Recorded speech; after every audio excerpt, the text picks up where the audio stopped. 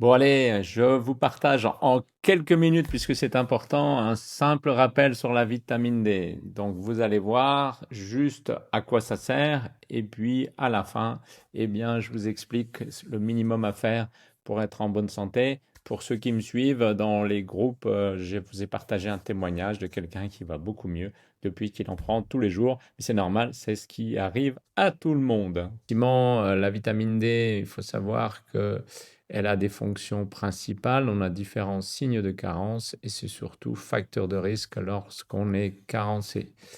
Donc, les fonctions principales, santé osseuse et dentaire, système immunitaire, donc les deux systèmes, inné et adaptatif, performance et force musculaire, on n'y pense pas assez, régulation des neurotransmetteurs, donc prévention au niveau de la dépression par exemple, et ça aussi une action hormonale, ça joue sur l'appétit, sur les graisses. Alors, les signes de carence, on va les retrouver avec une fatigue chronique, une dépression, des infections fréquentes, des douleurs osseuses, de dos et musculaires, des pertes de cheveux, problèmes de peau, guérison lente des plaies, ça c'est vraiment un grand signe, et une prise de poids difficile à perdre. Alors, les sources de vitamine D, eh bien, elles sont simples, c'est le soleil, mais bon, en Lorraine ou en France, tout le monde est carencé. Les poissons gras et l'huile de foie de morue, personne n'en mange. Il y a le supplémentation, et c'est ce qu'on va voir juste derrière. C'est la seule, pour moi, solution qu'on a actuellement. Et là, on conseille la D3 et la K2. Un risque le risque qui va être augmenté lorsqu'on est carencé, la sédentarité, les écrans solaires, la peau foncée, et puis bien sûr, plus on vieillit en âge et moins on en a. Alors, qu'est-ce qu'on fait avec tout ça? Eh bien, un rappel très très pratique que je vous fais juste derrière.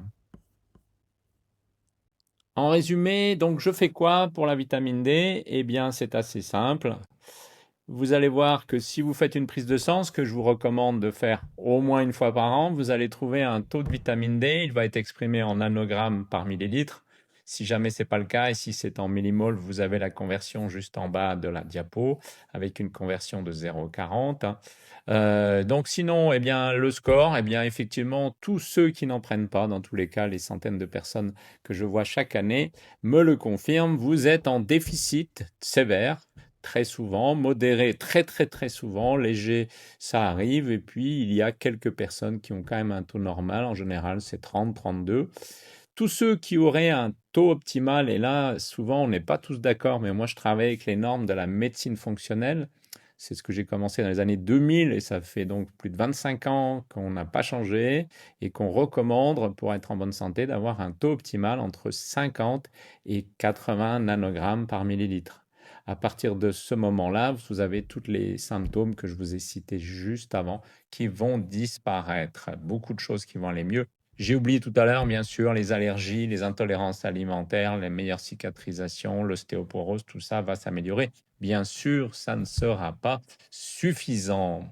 Et donc, pour avoir ce taux optimal de 50 à 80, eh bien, effectivement, vous allez en prendre tous les jours. C'est une hormone, ça ressemble à une hormone, on ne va pas le prendre tous les mois, non, c'est fini, les dernières publications le confirment. On en prend tous les jours et le mieux, c'est sur la langue, sous la langue, c'est ce que je vous conseille. Et puis là, je vous ai mis en photo une marque, ceux qui viennent dans mes stages connaissent bien. Elle est vraiment très bien, pas très chère.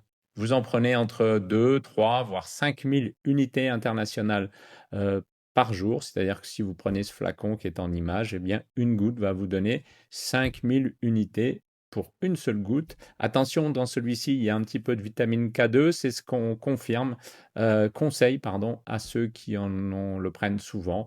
D3, K2, là, le rapport est très très bon dans ce produit. Donc voilà, vous avez décidé pour cette année d'aller bien, d'être en bonne santé. Un petit rappel, une goutte de vitamine D tous les jours. Pourquoi pas, on en fera un autre post sur le magnésium. Mais logiquement, lorsqu'on prend de la vitamine D, on prend aussi du magnésium, peut-être d'autres choses, mais c'est peut-être le minimum pour aller mieux. Allez, je vous souhaite d'aller vraiment très très bien, de ne plus tomber malade, et puis peut-être que je vous verrai sur un des stages que l'on réalise à Terejo. À très bientôt!